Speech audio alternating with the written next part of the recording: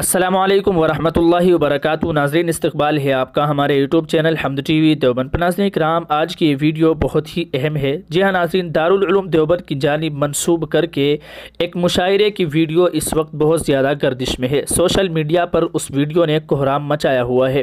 جی ہاں ناظرین، جبکہ دارالعلوم دیوبند نے اس ویڈیو کے متعلق وضاحت جاری کر دی ہے، اپنا آفیشیل ویب سائٹ پر بیان جاری بھی کر دیا ہے، لیکن اس کے بعد بھی بعض فتنہ پرور لوگ جن کو دارالعلوم دیوبند سے اچھی خاصی چڑ ہے، وہ اس کام پر مسلسل لگے ہوئے ہیں اور دارالعلوم دیوبند کے خلاف پروپیگنڈے میں مصروف ہیں۔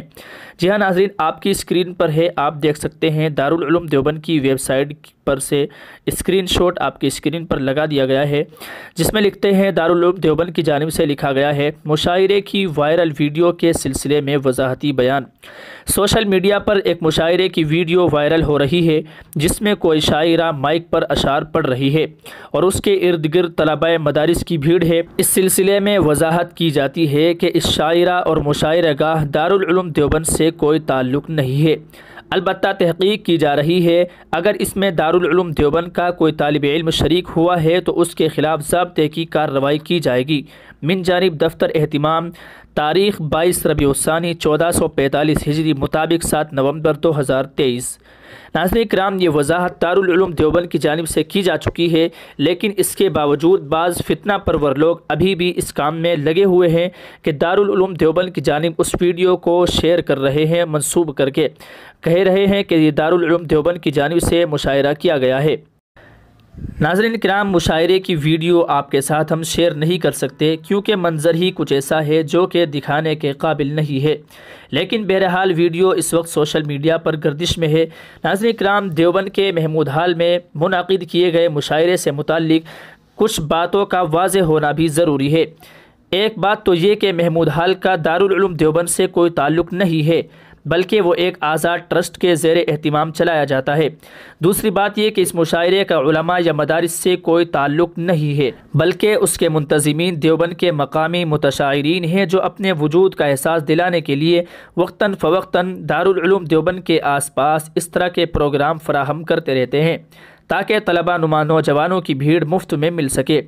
تیسری بات یہ کہ دیوبند میں صف اول کے شعراء جیسے ڈاکٹر نواز دیوبندی، شمس دیوبندی وغیرہ ہمیشہ یہاں کے وقار کا لحاظ رکھتے ہیں۔ دیوبند کے ارباب مدارس سے میری عاجزانہ گزارش ہے کہ جو بھی طلبہ نما نوجوان اس مشاعرے میں نظر آ رہے ہیں، اگر وہ واقعی مدارس کے کسی مدرسے کے طلبہ ہیں تو ان اداروں کو فوری طور پر ان پر کارروائی کرنی چاہیے۔ ساتھ ہی محمود ہال دیوبند کے ذمہ داران سے عاجزانہ گزارش ہے کہ کسی بھی پروگرام کی اجازت دینے سے پہلے اس کی نوعیت معلوم کر لی جائے، تبھی اجازت دی جائے تاکہ حضرت شیخ الہند رحمۃ اللہ علیہ کے نام سے منسوب اس ادارے کا وقار بحال رہے۔ ناظرین کرام، یہ تھی کچھ اہم وضاحت جو کہ ہم نے آپ کے ساتھ رکھ دی ہے۔